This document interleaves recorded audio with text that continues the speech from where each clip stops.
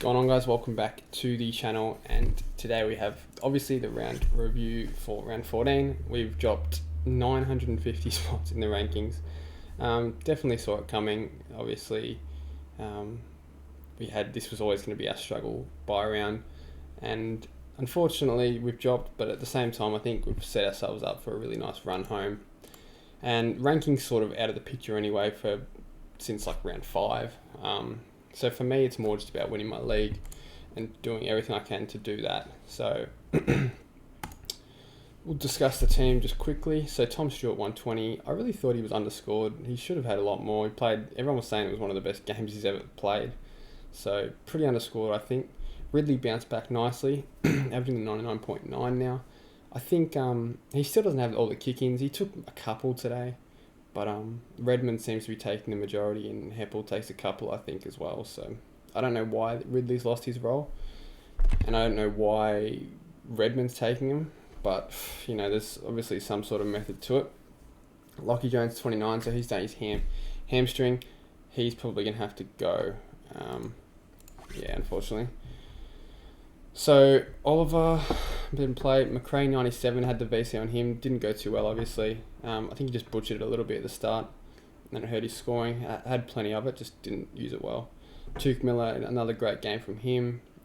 Lions, amazing. I mean, I needed a 140. It was him or Merritt, and I'm so lucky I went Lions. I probably would have dropped like 1,500 spots had I have gone Merritt. So definitely very lucky with that. Walsh, 71, struggled a bit. Got the tag, did the ball tag, which hurts obviously. And Newcomb, 24, well, he was useless. I mean, plain and simple. I don't even know what his break even is now. Minus 40 still, so hopefully he doesn't get dropped. Hopefully he bounces back. At this point he's on the bench anyway, but still would like some cash gen just for the last few primo upgrades.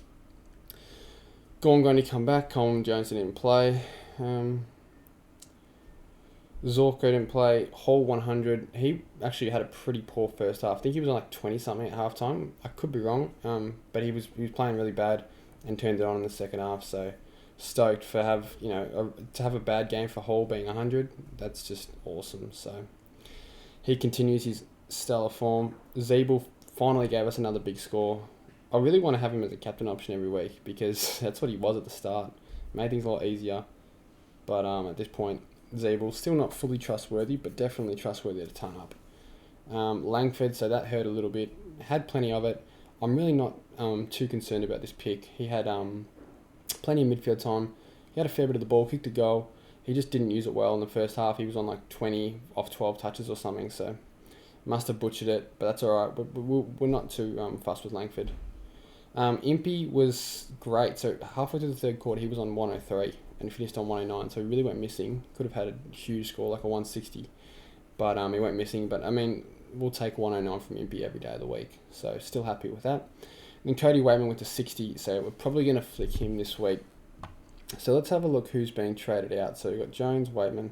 They're the two trades I'm thinking of. Impey still? I don't understand that. Coleman Jones. Oh, it's only three trades. Yeah, okay. People bringing Neil in. Yeah, I think that's a good option. I mean, at the end of the day, he's a Brownlow medalist for a reason. So Dangerfield's 515k with a break even of 138. So he's probably going to have one more price drop. Expected to get to 500 odd. Okay, so let's have a look. So Kieran Briggs, I think he's a good option for a downgrade. And the average is the 55.5, which is not ideal, obviously. But I think he's our best choice at this point. So we're probably going to bring Briggs in for Jones. Actually, we'll bring Briggs in for Waitman. The thing that Briggs does have going for him is that DPP. So that's huge. How much was he again? 123. Kieran Briggs. So I'm really not sure about his job security. So it's either we bring in Dangerfield or Whitfield. And I'm thinking Whitfield's probably the best option this week, just because Danger, I think, has a higher break even. So what's Whitfield's price looking like? 516 with a break even of 99. Okay. Yeah, see, I think he's a good option. Who do they play? They play Hawthorn, Melbourne, Gold Coast. Yeah, I think Whitfield's our best bet at this point. Still want to see another. I don't think Dangerfield's tonned up since returning, so we need to see a ton from Danger. I know he had a 95 or whatever, but definitely want to see a bit more of a form change from Dangerfield. So let's field the team now properly. It feels good to finally be out of the bye rounds. I'm sure everyone's feeling the same way. So we've got the 5 trades left with the 2 upgrades to go. Highmore and Briggs need to go. 56k in the bank. I'm pretty happy with the shape the team is in. Brayshaw is a little bit of a concern, but I mean, he's at M8. I'm pretty happy with him as my M8. In terms of vice captain options this week, let's have a look. I mean, I'll obviously do a more in-depth look into it come the final team video, but I'm liking. I don't know if mids go too big against Geelong. I know Bont did, but I'm thinking Steele against Richmond's a good bet. Who are Gorn and Grundy playing? Darcy and I don't trust the Rucks. I just don't trust them. I'm probably going to look at a. Do we go Gorn against Draper? I mean, Draper played well today, but I mean, I was against Segler. That's a tough one this captain's week. I'll probably just go. Tuke Miller against Gold Coast. Against North will have to be in there. And then I'll probably go a Lions on the Thursday night. Yeah, I'm thinking that's probably our best bet. We're up to 6 minutes here. So just discussing Bramble. I don't know if Bramble's worth bringing in this week. I think next week we bring him in if you need cash gen. So we got Luke Edwards and Newcombe on the bench. So that's a nice luxury to have there, just in case of injury. Obviously we're low on trades, so there's a high possibility that we actually will need to field one of them at some point throughout the season or the rest of the season. So to have Edwards on the bench, who looks like a pretty consistent 70 to 80 average, played really well the last game he played. It's a real luxury to have that. So hopefully Highmore bounces back with another 100, and we can keep him a few more weeks. But then the plan is from there to turn Coleman Jones and Highmore probably into a rookie and Dangerfield via DPP if we can somehow. It's a little bit annoying having Coleman Jones on the so that's probably what we'll do. So we'll trade next week. We'll trade Highmore out if Highmore's sort of done making money.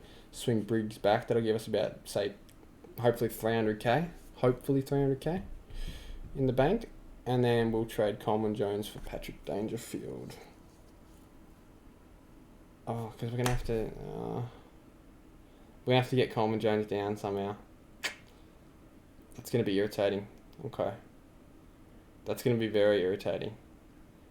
Hopefully a ruck forward comes out and debuts, because otherwise we're in a bit of strife there, downgrade wise. Otherwise we'll just have to use a trade to get rid of him. But that's probably going to do it for the round review. I hope everyone has had a good week. I know it feels really good to have the bye rounds over now. It's just, they were terrible. I hate the bye rounds with a passion. Now we can start really seeing who the best teams are. And, there's no best 18 and whatnot. Zorko's back, Grundy back. I know a lot of people held both of them. So for me, I took a hit on my ranking from holding them. But I think in the long run, it's going to be worth it. Knowing me, I don't really think very logically when it comes to the long run. So I'm actually kind of happy I've kept them, considering my history. And in the past years, I would have just traded both of them, to be honest. So I'm happy to keep them. And I think they're going to really... it's going to pay off for the people that held both of those two. The only thing I'm a little bit worried about is Zorko, is the Neil coming back. I still think he averages 95 to 100 from here on out. Probably not going to give us those 150s, 160s that he was pumping out prior to Neil coming back. But, I mean, if he does, we're in for a good second half of the year, or a good last little bit of the year. But, yeah, to see Lions, Neil and Zorko go big every week, it's possible. We've seen the Doggies midfielders do it. But at the same time, I don't know if they're going to do it week in, week out. There'll be games where they'll lose, and probably two of the three will go sub 100, and that will hurt teams. So that's probably why I wouldn't have all three, Zorko, Lions and Neil. But yeah, that's pretty much it for the video. Not too much to talk about.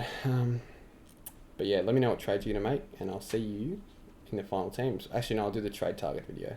I always forget about that, so see you later.